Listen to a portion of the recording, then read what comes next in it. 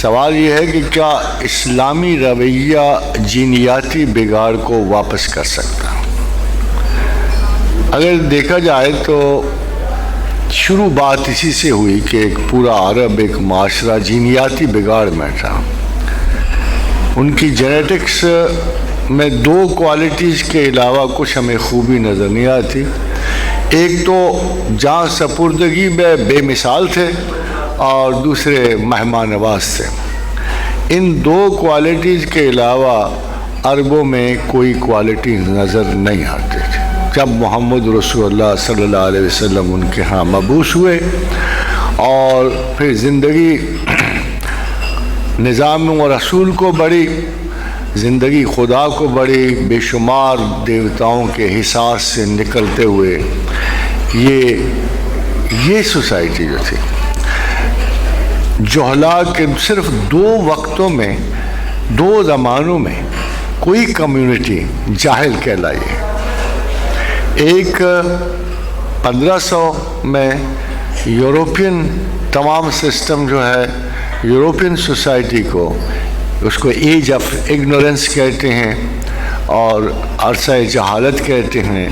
خادم حضرات، دوسرا دور جو جہالت کا جانا گیا ہے وہ عرب لوگوں میں جانا ہے.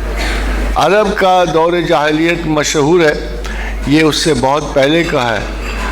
اور اگر آپ غور کرو تو عربی دور جہالت ایک مکمل دور جہالت تھا جس میں کسی قسم کی بقا کی خوشبو نہیں تھی اور جس میں کسی قسم کے اصلاحی رویے کی گنجائش نہیں تھی. اس رویے میں جو یورپ میں شروع ہوا، جب ہم ان کو کمپیئر کرتے ہیں کہ کمپلیٹ جہالت کہاں تھی اور کم جہالت کہاں تھی، تو معلوم ہوتا ہے کہ عرب کو جو رویہ ہے جو قبل از پیدائش رسول ہے صلی اللہ علیہ وآلہ وسلم، وہ مکمل جہالت کا رویہ ہے.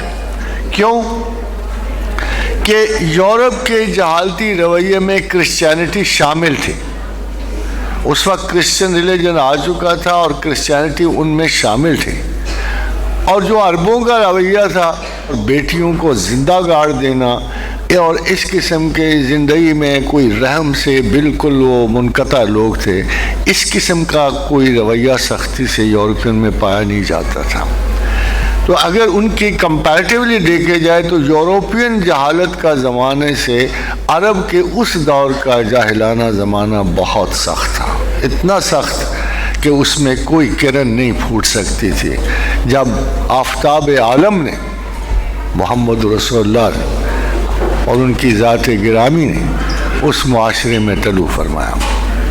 خادم حضرات، جو رزلٹ نکلے بڑے حیرت انگیز سے. جو رزلٹ نکلے اس کا پہلا رزلٹ یہ نکلا یورپین جہالت کے بعد کہ لوگ مذہب سے سراسر غافل ہو گئے اور سیکولرزم کو رواج ہوا، خود غرضانہ سودی نظام کو رواج ہوا. اس کے بعد اس کے اندر جو انقلابات آئے سوشلسٹ اکانومی کے رواج آئے. یعنی مختصراً یہ کہ دوبارہ وہ لوگ مذہب کو نہیں پلٹے. ایز سچ وہ امپورٹنس ریلیجن کو نصیب نہیں ہوئی.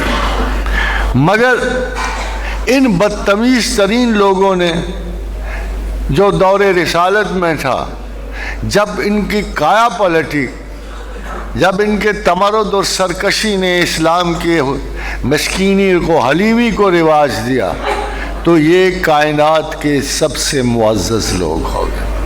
یہ واحد لوگ ہیں خواتین و حضرات جن کے لیے کتاب میں لکھا ہوا آیا کہ اللہ ان سے راضی ہوا، یہ اللہ سے راضی ہے. اس جماعت کے علاوہ زمین و آسمان میں کوئی قوم نہیں تھی. کسی قسم کا ہمیں سراغ نہیں ملتا کہ خدا نے یہ کہا ہو کہ میں اس پوری کی پوری جماعت سے. یہ ایک دو لوگ نہیں تھے. خادم حضرات، استاد کی عظمت جو ہے ایک سنگولر اسٹوڈنٹ میں بھی ہوتی ہے. ساکریٹیز نے پلیٹو کو علم دیا، پلیٹو بڑا مشہور ہوا. پلاٹو نے ارسطاٹل کو دیا، ارسطاٹل بڑا مشہور ہوا. یہ سنگل طالب علم تھے جو علمی شناخت کے وارث ہوئے.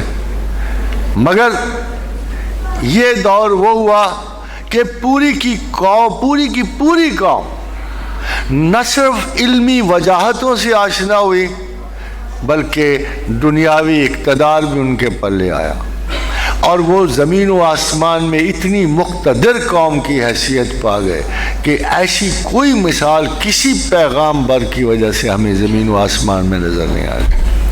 So we fairly say کہ جو یہ جینیاتی رویہ جن پہ وہ قائم تھے، جب خدا آپ کا نگران ہوتا ہے، جب اللہ آپ کو رحم و کرم کرنا چاہتا ہے، تو سب سے پہلے اللہ کی یاد جو ہے آپ کی زبان پہ جاری ہوتی ہے، پھر زبان سے وہ آپ کے دل میں جاتی ہے، پھر دل سے وہ آپ کے خیال کو مرتب کرتی ہے۔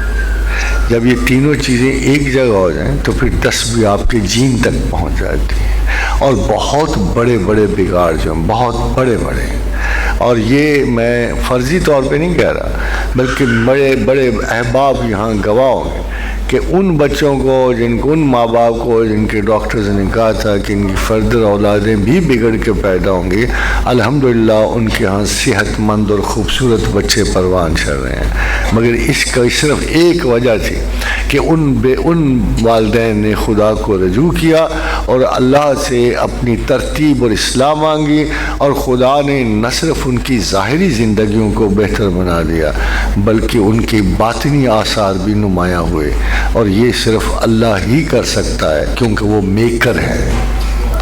مکینکس فالٹ دریافت کر سکتے ہیں مگر درست نہیں کر سکتے، میکر جو ہے کسی بنیادی فالٹ کو، کیونکہ جین کی جو آپ بنایا ہے جس نے انسان، اسے پڑھنے میں ابھی تک ناکام ہے، مگر جس پروردگار نے یہ چپ ہمارے اندر رکھی ہے نا، وہی اس پر تصرف کر سکتا ہے۔